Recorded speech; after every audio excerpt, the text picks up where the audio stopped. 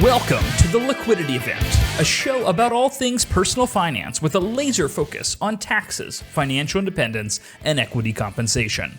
Hosted by AJ and Shane of Brooklyn FI, each episode will focus on a personal finance topic, some driven by news headlines and sometimes driven by listener questions. And sometimes you'll just get two money nerds rambling about what they think is interesting.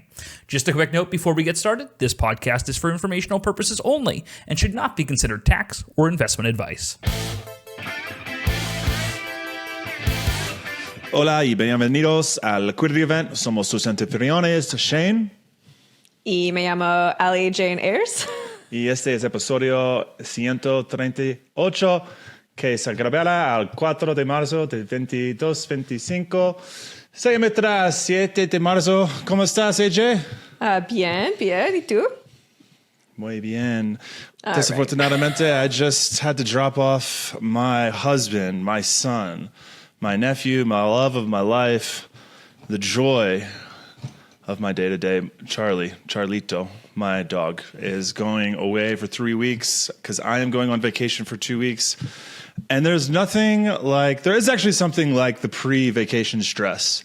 Have you ever had a boy on the way to your, maybe women don't have the same experience when a guy is on the way to their house, but when a guy has a girl on the way to his house, that house has never been cleaned so quickly. Oh, yes. My husband always says, what happened? When we first started dating, you were so clean. Your apartment was always immaculate. And then the minute we moved in together, I saw the real you. I saw the Hurricane Katrina level disaster with which you treat the rooms in your house. So yes, I am familiar. Okay, all right. So that works. That both sexes deal with that. Yes. Okay. Yes. Trying to put the best version of yourself forward when trying to impress a new person. Absolutely. Okay. All right. Yeah, I'm going to Japan for 2 weeks, dear listener. By the time this comes out, I will be on JST, Japan Standard Time. So AJ is going to hold it down for the next few weeks with, you got two guests coming, right? You've got John. Yeah, we have a for crazy, one episode. Yeah, John's fine. John's a good guest, but we have a crazy good guest coming up. Chris Carolacci in 2 weeks, 2 episodes from now. He is a qualified small business stock expert. He works at a law firm, Hansen, out in San Francisco. And him and I did a private letter ruling with a client, one of our clients. We can't discuss it, but we actually got... But it was great. We can't tell you about it, but it was great. It was awesome. Yeah, we're under NDA with the IRS. Is the IRS going to exist in 6 months? Who knows? A lot of clients have been asking that, right? Fuck. I mean, I'm literally exhausted, AJ. Like coming into this, I was getting a iced coffee coming into this and just like opening up social media. Yeah, it's like the market's in free fall. Our best allies hate us. NATO's melting down. We're not going to do that. We're not going to get into it. I mean, we should probably discuss what's going on at a high level and how we feel about the market in general. There is a lot more volatility. And we're going to go off the cuff. I know I'll do an introduction to this episode, but let's talk about how we feel at Brooklyn FI with the turmoil. AJ, what are your thoughts about what's going on in the space? And then we're going to get into the CoreWeave IPO, a light at the end of the tunnel, or light in a tunnel, I will say, within the current financial landscape that we have. And we're also going to talk about starting a business at the end. Hell yeah, we are. How do I feel about the current landscape of everything that's going on? Yeah, I feel exhausted by the onslaught of things that have never been done before. I don't like instability in my government. And I feel very unmoored and honestly afraid a little bit. Usually I try to put on my financial advisor hat and be like, everything's going to be okay. Everything's cyclical. The dismantling of the government and the rash decisions that are getting made by people who don't have a lot of experience in politics is causing me some concern personally. That's how I feel. However, I'm not going to let that impact the way that I invest. I still believe in the U.S. economy as the greatest wealth creator in the history of everything. So I am not pulling money out of the market. Yes, the market is pretty volatile right now, but I'm keeping my money invested. We are keeping our clients' money invested, obviously. So I feel kind of the worst I've ever felt in terms of how I feel about the political situation. I have similar feelings to how I felt when this president was elected the first time. But the unchecked dismantling is scary. How about you? Yeah, I mean, I echo your thoughts 100%. We remember, people, we don't time the market. We spend time in the market. And if anyone's going to benefit from a dismantling of regulation, it would probably be the oligarchy. And who runs, what does the oligarchy own? U.S. stocks. Okay. So the Fortune 500, Fortune 1000 U.S. stocks, if you have the good fortune to participate in the deregulation of U.S. corporations and thus a driving up of the discounted cash flows of their future earnings, then you should own stocks. Okay. Yep. Because while you may disagree politically with what's going on, you owe it to your family to take care of your financial future. So we're staying invested, or we're riding this out. We can't time the market. Okay.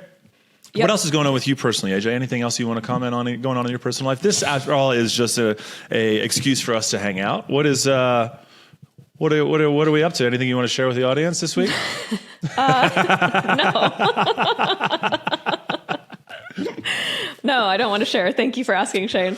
No, Dear listener, I've just put the biggest hook with the fattest worm possible out there for AJ to share any personal updates. I'm not taking the bait. Any personal updates. I will update our audience when I'm ready. No, I'm excited.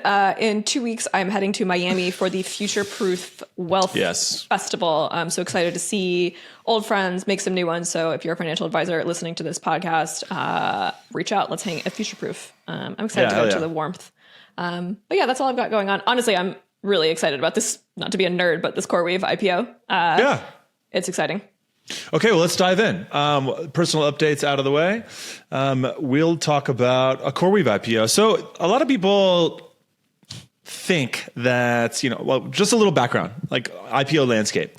2020, 2021 valuations were through the roof. Interest rates were at 0%. We're heading towards, we were heading towards, generally when interest rates are low and the bull market runs, the valuations of tech companies go up and up and up, especially as we got to find someone new to come in and, be the last man in the door in terms of investors. And usually the last person to invest these days, at least, is the public after private equity has soaked up a lot of the money. Venture capital has invested.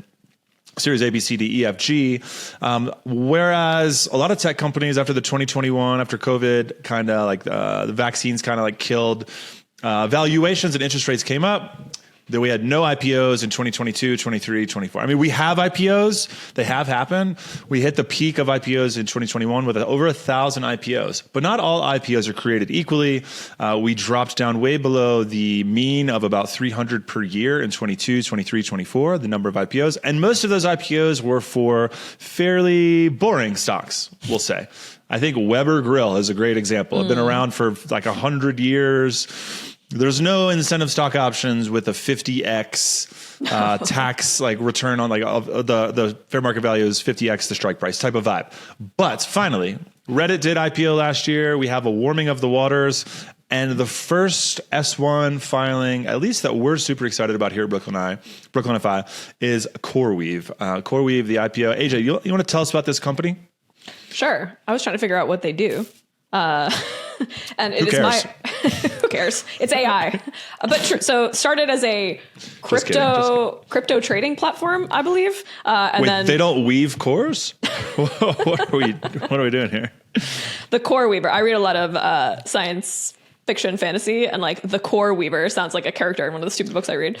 Do you want to know my World of Warcraft undead mage's name? His name is the Core Weaver. Flame Weaver.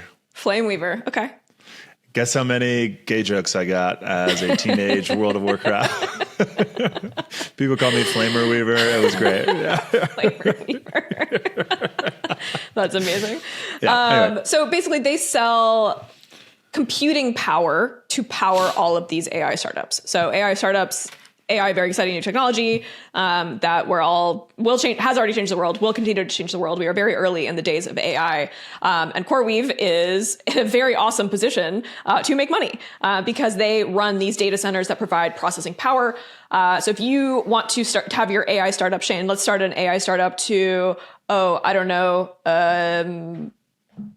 I don't know, give me an AI startup idea. I'm looking around like there's going to be an idea here. Match you with, understand Boyfriend your bot. Boyfriend bot. Thank you.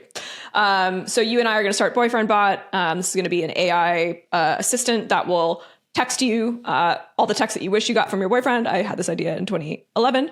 And you and I need processing power. So we would go to CoreWeave as our core vendor to provide the massive amounts of computing power that are required to build our language model, right? So that's what they do. So great time to be CoreWeave. And we see that in the history of their revenues, right? So, and just to catch everybody up, they filed their S1, which is basically them saying, all right, we've been a private company since 2017. Now we want to go public. So we're going to air all of our dirty laundry. We're going to tell you what we're doing. We're going to share our business plan. We're going to share our P&L. We're going to show you our cap table. And we get all this lovely information after just guessing for years. So we get the S1. It was filed last week. They're saying they want to go public pretty quickly, Shane. They're saying by the end of the month, which would be wild. I think they filed it yesterday. They filed it yesterday? Oh. Yeah. All right. Yeah. Well, I feel like I've been whatever. talking Who about cares? this. Same thing. Yeah. A day is a week in my book. Right. Well, at this pace. I'm on AJ right. time. What are you talking about? Right. So in 2024, their revenue was $228 million and change. Guess what the revenue was in 2024? Well, I'm going to tell you, almost $2 billion. So that was a 738% increase in revenue, which is pretty cool. They're still losing money. Most companies that go public are not cash flow positive. So in 2024, they lost $863 million, so almost $1 billion. But that was only a 45% increase in losses from the year before. So revenue's going up almost 800%. Losses are not correlated. So seems like a pretty good company to invest in, don't you think? I mean, look, like it seems like speaking of correlations, I imagine there is a correlation similar to Bitcoin and Bitcoin's price and Coinbase's price, in that the higher Bitcoin goes up, since Coinbase makes a commission on the value of each Bitcoin transaction. It looks like, they're building as a competitor to AWS, Google Cloud, and Azure, who are CPU-focused cloud platforms. This is a GPU-focused cloud platform. That is an insane increase in revenue from 23 to 24. Yep. What's crazy is even the year before they had a 1,300% year-over-year growth, but still impressive to get from 200 million to 2 billion in 1 year. I mean, look, so some of the risk factors is that Microsoft, who is building AI, integrating AI into all their products, is their biggest customer and accounts for 62% of their revenue. That's some pretty serious concentration risk.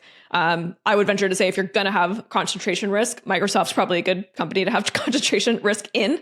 It's not like you're not a fastener manufacturer concentrated in, Joe's Jackets company. Like, this is one of the biggest, most successful, most tried and true companies that we have, right? This is not a new startup from 5 years ago that could go away tomorrow. Microsoft is so entrenched in our business lives that it's not going to go away. So yes, that's a risk, 62% of your revenue, but in my opinion, not a terrible risk to have.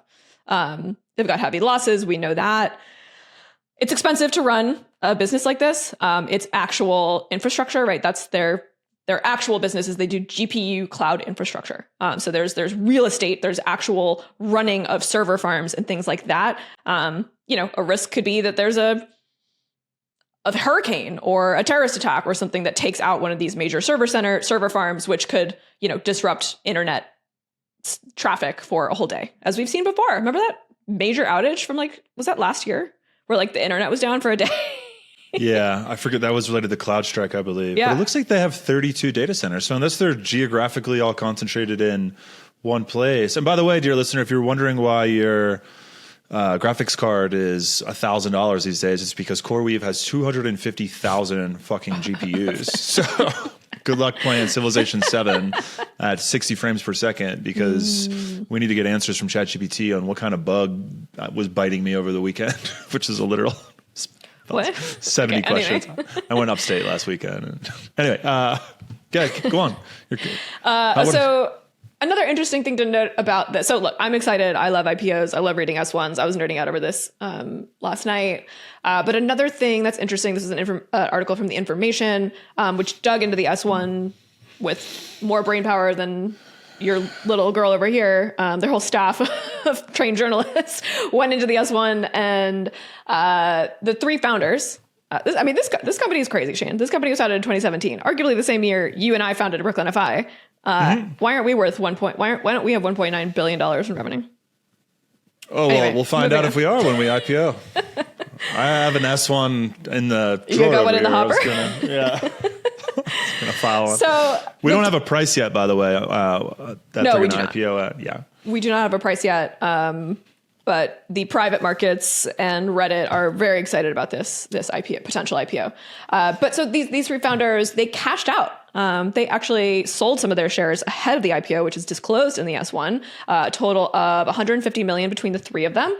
So that was unique, right? Usually we don't like to see founders cash out ahead of an IPO. That could signal to the market that now that they think this company is its most valuable right now. However, the PR people at CoreWeave have sort of explained that away, saying actually we wanted to bring in more strategic investors. You know, Fidelity was one of the companies that bought some of the founders' shares. Just for sake of comparison, that is a lot, right? 150 million to get out. For comparison, the CEO of Reddit last year, you were just mentioning that IPO from 2024, cashed out about 16 million. So significantly less. There are three of them, so we have to think about that. But that's notable. Yeah, call me, guys, if you need a financial advisor, you know. Yeah. Looking like they're trying to, they were valued at $23 billion in November of 2024 is the last we looked. And it looks like they're looking for a $35 billion valuation. So quite a significant jump in valuation. I mean, yeah, if there's any time to get out and take some shifts off the table, it's right now with the threat of DeepSeek on the horizon.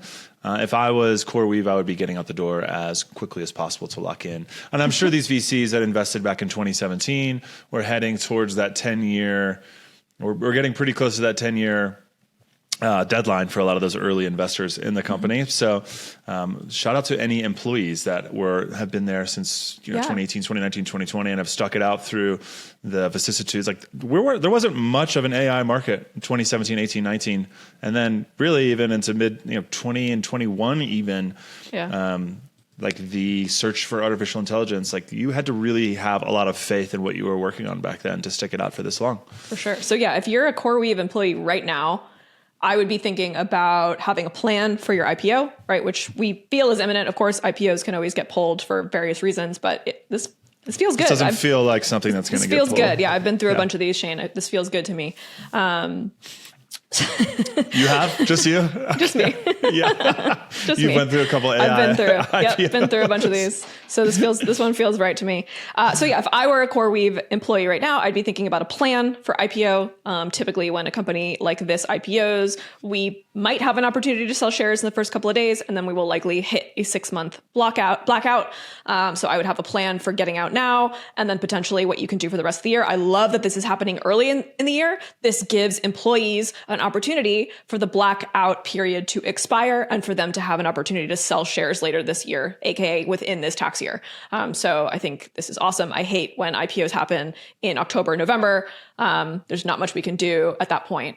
So really important to have a plan, really important to do a tax projection, see where you're at right now, and see how much you want to diversify out this year. I imagine you probably want to keep some chips on the table, as it were, but act like you're founders and get enough out of the company to become financially independent. That was a good move, I think, by those three founders.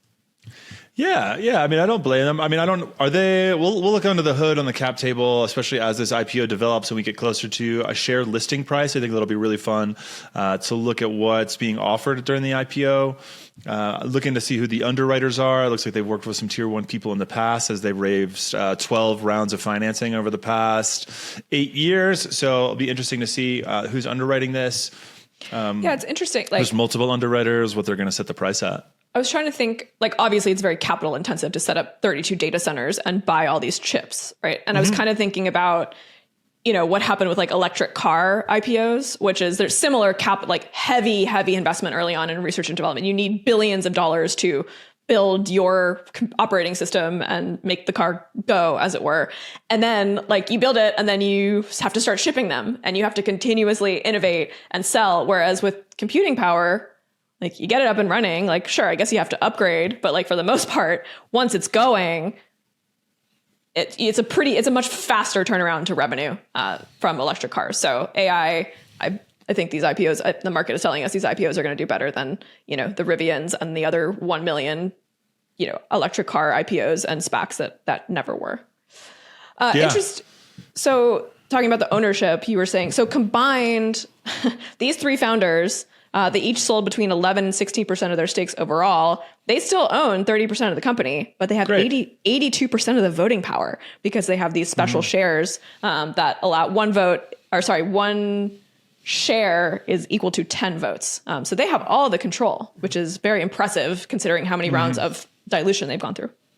Yeah, they got the Zuckerberg dual class situation going on. Love that. So yeah, I mean, this is going to be, I'm sure we'll be talking about this for the next couple of weeks as more information becomes available. I hope this happens. I hope it happens soon. Go CoreWeave. Yeah, I guess the only things that look kind of sus to me is that they are competing with Amazon, right? They are competing against AWS. Microsoft accounts for over 60% of their revenues. That is a big customer.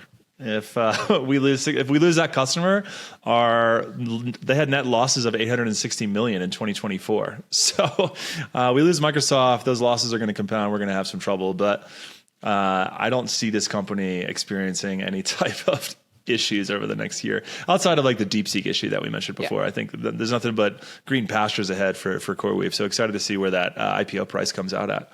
Cool. Well, if I may. Sure. I was thinking about this company getting founded in 2017, and I was thinking about our company getting founded in 2017. And I was just like, what the fuck? I was hoping, Shane, we could have a conversation about what you actually need to start a business. Well, you didn't want to switch from music journalism into an AI hypergrowth.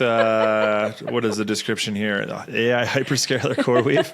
You didn't want to compete with AWS back in 2017 and take on some venture capital? No, not exactly.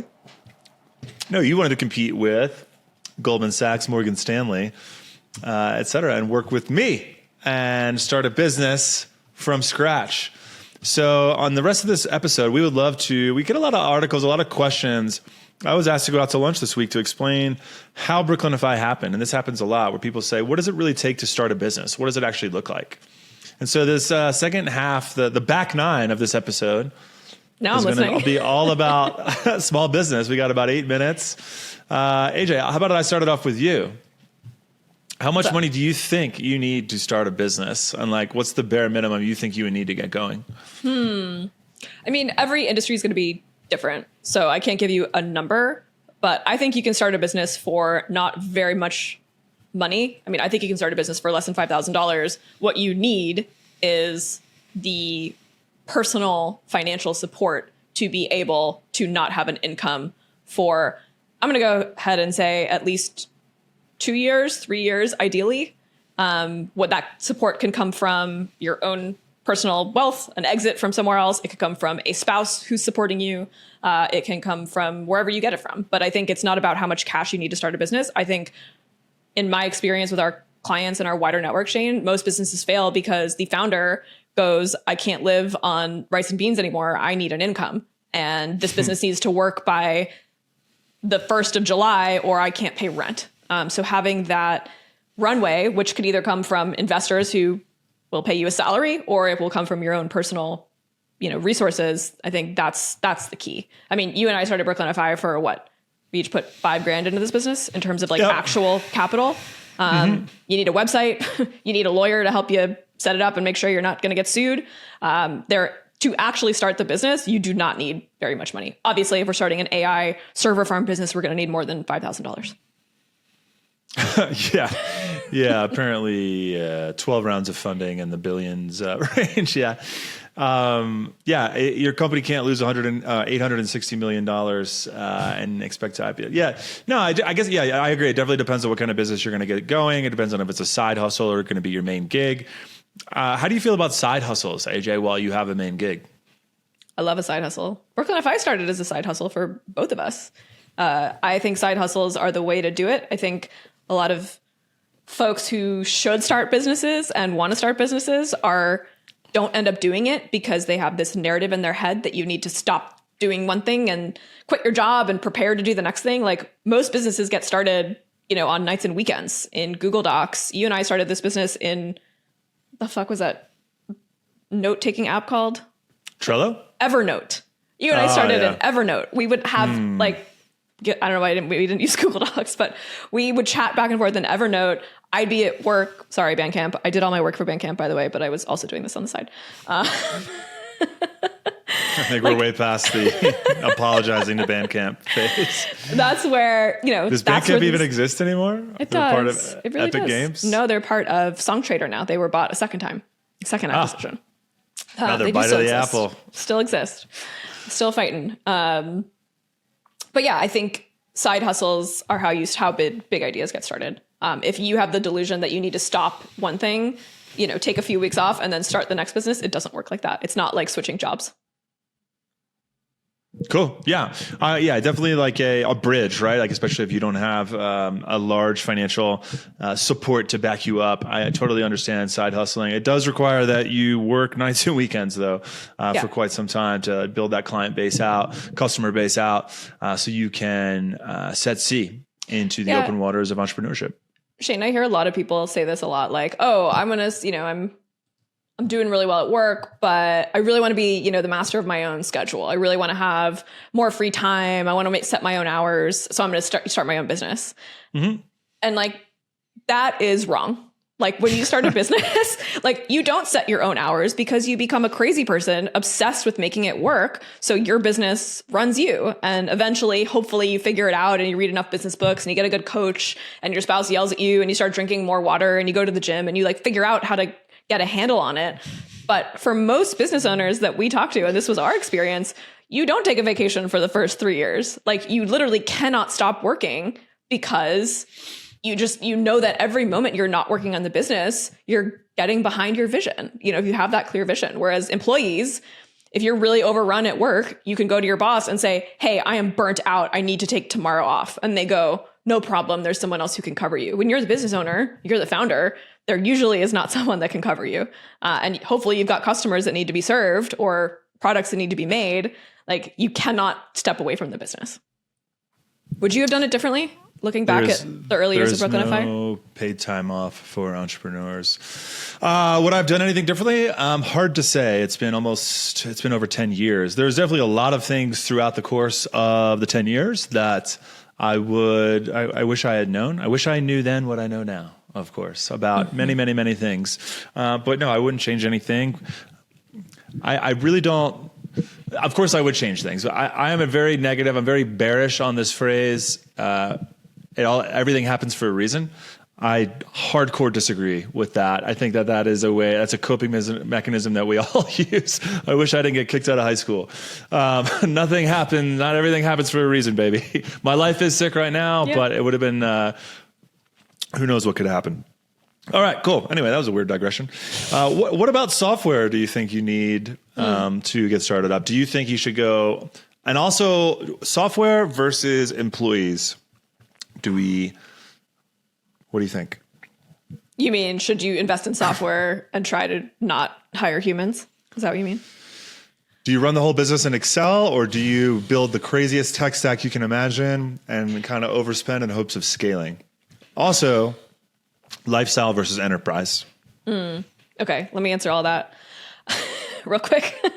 I think, first of all, I do think business owners who are not naturally financially gifted need to understand how to use basic Excel. I feel like I know so many business owners who are just like, I'm creative and I don't know how to run the business. Well, like I need to hire someone. Like, yes, you will need to hire people. You will need to hire an accountant at some point. You will need to hire a lawyer, but you have to have some basic understanding yourself of how to do basic financial modeling. If you don't understand how much revenue is coming in and how much you're spending and what that projection looks like month over month, like you will fail. I'm sorry, unless you get a financial partner in early enough. Like I just see this over and over again, especially amongst, the more right-brained people. Like you got to learn this stuff, folks. Like literally watch an hour-long course on how to build a basic Excel spreadsheet. It's so important. That was sort of my understanding at the beginning of this firm was like, I was in CFB school learning time value of money calculations in Excel. I had literally never used Excel. until that moment, which is crazy, right? And I had to learn it really quickly, and I did. But going from zero to having to know that. Anyway, to answer your question, I think keep your software costs low. When you're early, like, you don't know if it's going to work. I think early on you have to focus on doing the bare minimum to get revenue. Like, people always talk about, I need to, set up my office, and I need to pick the paint color for my office, or I need to have this really great tool that's going to make it easier. I need to build all these systems. It's like, no, you need customers, you need revenue. So whatever you can do to get there as fast as possible, do it. You need a website. You need a good looking website. I don't care what your product is, who you are. You need something that shows the world who you are. And you need to be able to meet someone at a bar, on the subway, on the golf course, at your mom's whatever, and say, hey, here's my company. It's www.whateverthefuck.com, right? So, like, that's all you need. And the rest is just whatever you need to get to revenue as fast as possible. Disagree? At your mom's whatever. No, 100%. Yeah, I love that. I've never met anyone at my mom's whatever. I don't know about you. Yeah. Your mother's bar mitzvah. I don't know. I've only been to a Jewish wedding. So, Am I your only Jewish wedding? For sure. Yeah. Really? Yeah. I don't get invited to weddings. I haven't been invited to a wedding in a long time. So with that said, we're actually at time, AJ. We got like 14 more questions. Should we punt Let's keep these? Rolling. Let's you want to go? Yeah. Okay, cool. I hard second agree with you. Your software choices are going to be much less impactful than getting yourself to so many clients that you are at capacity. Okay. And then you can decide how to enhance customer experience, how to enhance your own capacity by leveraging software and other people to help you out. But if you're not working 6 days a week because you have so many clients, and then you start raising prices, losing clients, expanding your capacity by raising prices, which is a great thing to do. Rinse and repeat over and over and over again. And then you get to a point where you can't really raise prices anymore without hiring or enhancing your software. That should be your focus for years. Absolutely. Especially if you're in a service-based business. By the way, we're mostly talking about service-based businesses here because that's what we know. So, cool. All right. Do you need an LLC right away, AJ? What do you think? I have a feeling I might disagree with you on this one. I mean, I don't know, Shane. Like, understanding long pause. Is this like understanding like structure. I feel like this is another thing that people just get like bogged down in. Like, just start the damn company, run it through your own Schedule C, like run it through your own social security number until you have to make a change, until someone says, I will not work with you until you are a corporation or until you have an EIN. Like, just run it through yourself and correct later. I think people wait too long to correct. I think that's part of the issue. Like, when do I bring in professionals? So do you need an LLC right away? Yeah. If you're going to do something where you're going to get sued, definitely you need an LLC. You need to protect your personal assets from the business. You need a wall of separation. We call it the corporate veil. If you start, you open a Pilates studio and someone breaks their neck on one of your machines, they're going to go after you and your house and your partner's house and everything you have. If you have an LLC, that might help you a little bit. A good lawyer is going to help you a lot more than just having an LLC. But it is a nice safety blanket. You disagree? No, actually, that's I'm very risk tolerant, and you get insurance as well. You don't necessarily need an LLC. LLC creates a bit. I don't think you need an LLC until you're doing over 100K of revenue personally. I like that unless you're in a very litigious area. What about S corporations, AJ? When do we introduce an S corporation into the mix? Never in New York City, folks. I mean, S corporation is useful if you have, if you're a service business and you've got, I don't know, let's call it $200,000 of revenue. There are tax benefits for classifying your income differently, which an S corp provides an opportunity to do that. I think people read something on the internet or they talk to their friend and they're like, oh, you're not an S corp, you're an idiot. Like, it's fine. It's just a way to save a little bit on payroll taxes. It is not a major tax unlock. And I think just to talk about people who give really bad advice on the internet, people are like, oh, get an LLC. You can run all your personal expenses through your business. That's not how it works, folks. Like, business expenses are business expenses. People who do that spend more money because they think it's a write-off. It's a weird mind game you play with yourself. If you think you can write everything off, you will buy more things. If you think you can write off 50% of your expenses because they're running through your business, you will spend at least 60% more. I don't have stats on this, but we know it's true, Shane, right? We have people who start businesses all the time. They're like, oh, it's a write-off. I'm going to go out to a steak dinner. It's a write-off. I'm going to buy a new laptop. I'm going to buy a G-Wagon. Were you going to buy those things anyway? No. So don't buy them to just get the write-off. The math doesn't math. It does not math. No, it's a very frustrating thing as a CPA that runs their own business to understand that, profit is a good thing. You want profit. Of course, there are some things where you get to write them off for expenses that you were already going to have. But forming an S corporation or forming an LLC is not going to create or unlock that for you, unfortunately. So don't focus on that too much. I was thinking about like the trusted professionals in most people's lives are actually horrible business owners. Do you know who those two groups are? Lawyers? Or sure, let's add them too. I was going to say therapists and accountants. Do you know who are the worst business owners ever? Therapists. Yeah. Have you ever gotten an invoice from your therapist? It's a PDF and it doesn't have the information of how to pay them. But yet they're giving you money is such an important part of who we are and our philosophy and our relationship in the world. So they're terrible business owners. They're giving us advice, and CPAs too. They're getting better, but accountants are typically terrible business owners because they just want to help people and they don't know how to run scalable businesses. So.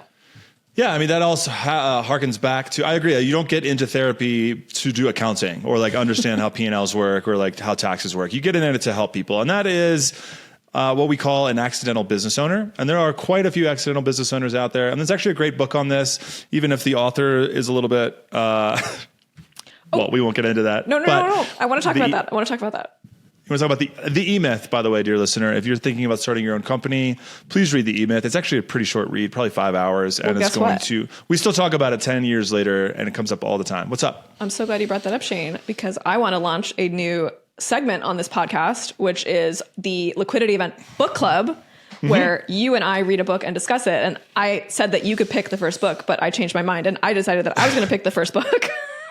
And we are going to read the E-Myth. Okay. I don't think I've actually ever read it cover to cover. I've picked it up once in a while. So you and I, probably sometime in April, are going to read the E-Myth together and discuss it on this podcast. I don't know if you read nonfiction cover to cover. I don't. I think you only read romance. That much. I read that much of it, and then I put it away. Yeah, you and nonfiction and video content are not a cover to cover relationship. I get the gist.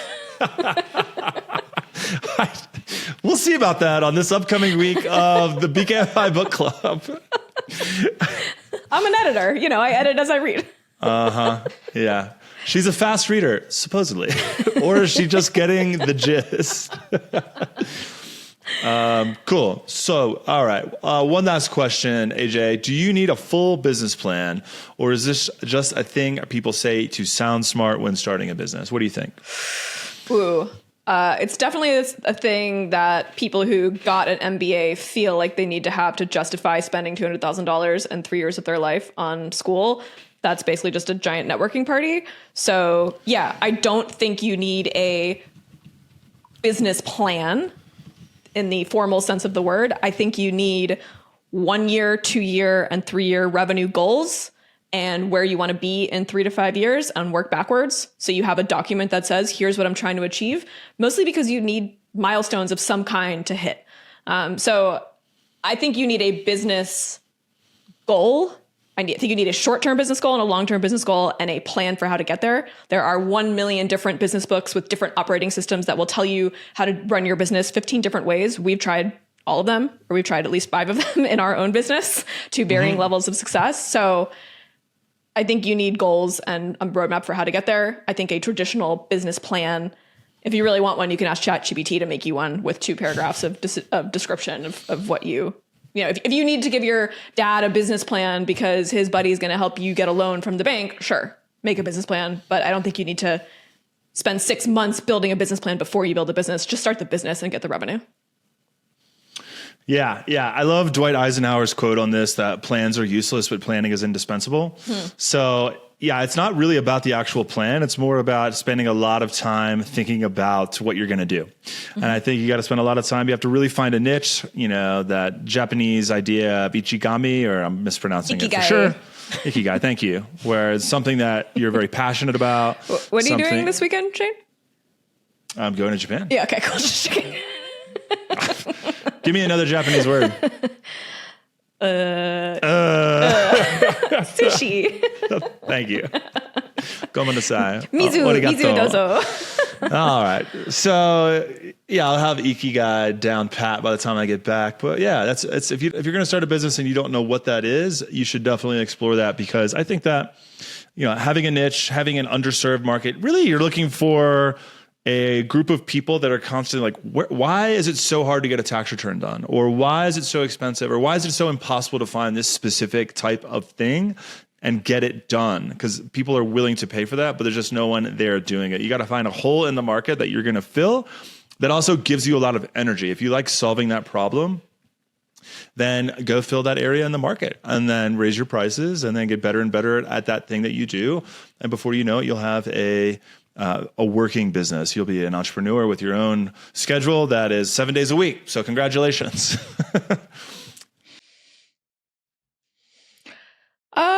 Just that, I think being a business owner is one of the most wonderful and fulfilling things you can do in this life that we have given to us. So if you're thinking about it and it's something you've always wanted to do, don't be rash, don't be crazy, but figure out a way to do it. If you think you have a good idea, test it. Try it out as a side hustle, read a bunch of business books, listen to a bunch of podcasts. That's how we started this business, right? We didn't hire an MBA to build a business plan to show us how to do this. We listened to hundreds of hours of people who had done it before, tell us what they did. And we took this from this person and copied that from that person and slapped it together, read some books. You and I put in a ton of hours and a ton of hard work. And, you kind of also have to have the stomach to get through the bad times, because the bad times will happen. And you have to have the ability, both financially and I think emotionally, to go, hey, this isn't working. Do I have the stomach to make it through the next 6 months until I can raise money to replenish my cash flows? Or do I have 6 months to get through this really difficult time because my family member is sick, or I'm pregnant and I got to raise a kid? Your life has to be cooperating while you're also building the business, Shane. I think a lot of our success, Shane, is that you and I's personal lives cooperated for 7 years. And we didn't have things that took us out of the business. We could be in the business 100%. And I don't think everyone has that opportunity.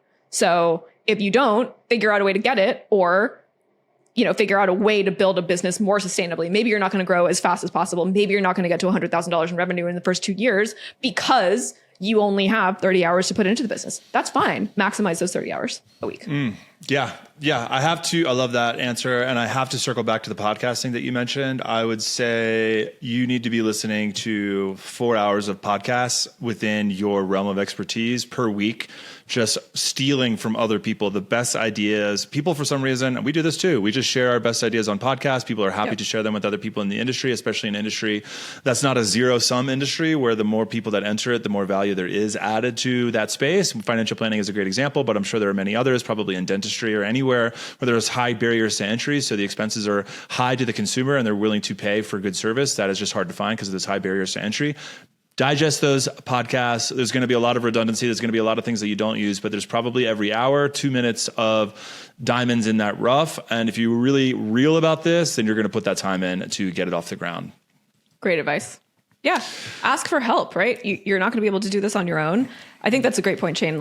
Go deep. Don't Google a business plan. Google business plan for starting dentistry. Go deep in your industry. Find someone. Ask them how they did it. People ask us all the time. Like you said, you're getting asked out for lunch this week. Email someone you admire, email a business that you want to be and say, hey, I hate the term pick your brain. Don't say that, but say, can I buy you lunch? Or if you don't have lunch, can I email you 7 questions? That's the thing. People are always asking for my time. If someone emailed me 5 questions and said, hey, would you mind answering these 5 questions? I'd be like, sure. Please don't do this, by the way. I'll answer them if you email me. I'll pour myself a glass of wine and answer your questions. That's a lot easier than me sending you a Calendly link to book 30 minutes with me 6 months from now that I will probably cancel because I won't remember why I wanted to do it in the first place. Hell yeah. Unfiltered today, folks. Yeah. If you do take the time of a business owner which is very valuable. Come prepared for sure, and they will give you way more value than paying for an advisor would do. So, all right. Well, I think that's all the time we have for long episode this week, AJ. 45 minutes. Let's ride. Thank you so much for listening. Our liquidity event stands. You can leave us a 5-star review if you want to be weird about it. You can email us your financial problems at liquidityevent@brooklynfi.com, and we will read them on the air. We will hide your name and answer your questions. Leave us a voicemail at memo.fm/liquidityevent, and we'll take care of it for you. Thank you so much. Listeners, have a great week. I will see you in 3 weeks, but AJ and guests will start seeing you next Friday. Thank you, Shane. See you next week, folks. All right, take care.